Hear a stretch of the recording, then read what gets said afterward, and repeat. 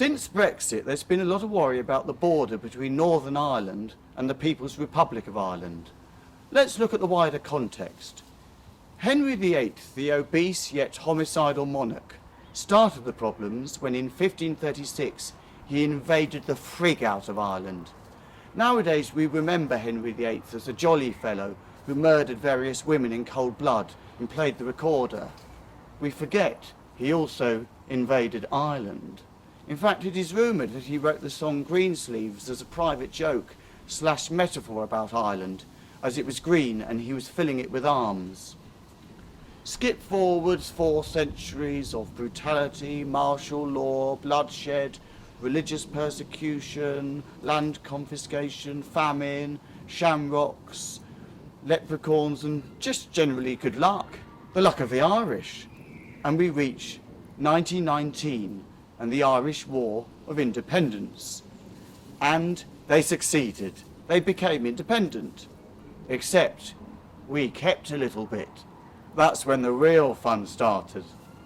Northern Ireland, you see, contained 2 types of Christians who hated each other, which is actually what Jesus would have wanted.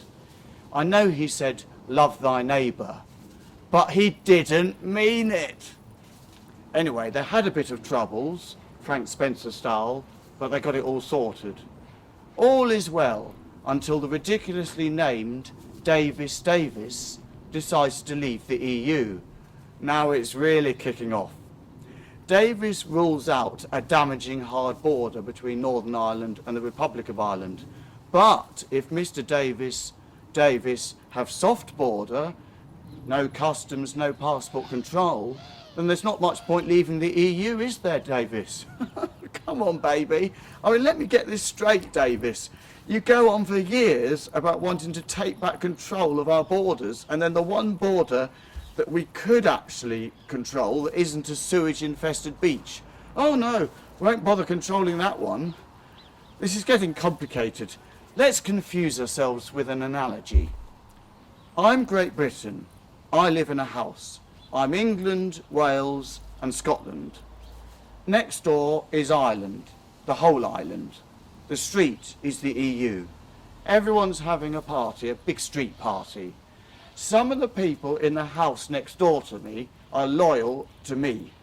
They can stay in the kitchen, along with some other people who aren't so keen on me because they want a united house. It's a very free, liberal party with lots of married gay couples, apart from in the kitchen next door. Suddenly, the whole of my house and the kitchen next door decide to leave the party. Do we have a soft border? In other words, with people moving freely between the kitchen next door and the rest of the house, but with a strict and completely unenforceable rule that there is to be no partying in the kitchen? Or do we have a hard border, in other words, close the kitchen door, but then causing many problems, including for people in the kitchen who would rather be in other parts of the house?